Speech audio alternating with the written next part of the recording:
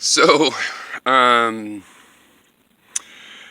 by pointing out that there's these analytic emotions evolved in the analytic processes of identification and comparison, the things we use in our logical processes.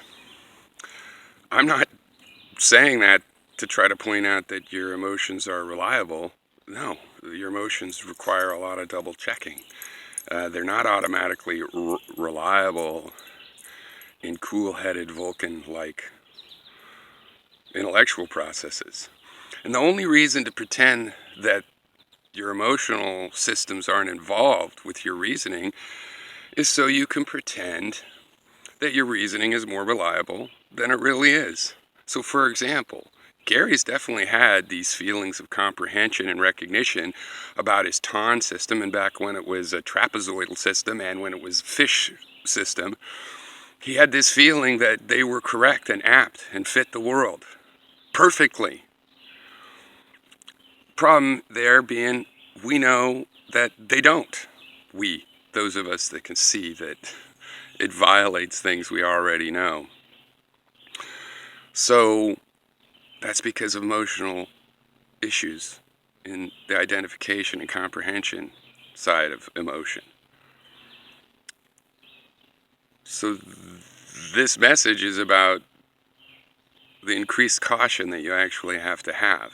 And instead of pretending that you have some emotion-free process, realizing that even if you separate out the really confusing, the really irrational emotions, like fear, from your purely analytic process, you're still dealing with the emotions that accompany confusion, curiosity, right?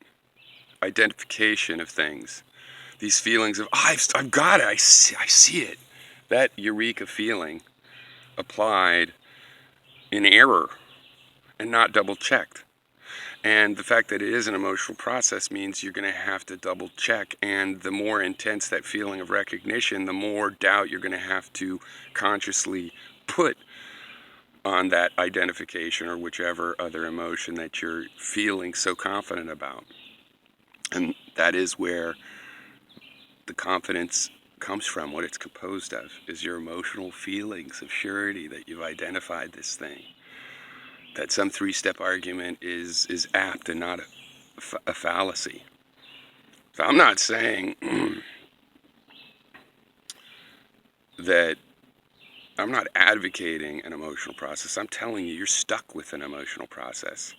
In order to be good at it, you have to be good at your emotional logic, how you infer things from your emotions or not, what inference you take from having a feeling of thinking you've recognized the underlying truth of the universe, and what that feeling means, and the confidence of that feeling, that has to be doubted because of its emotional components.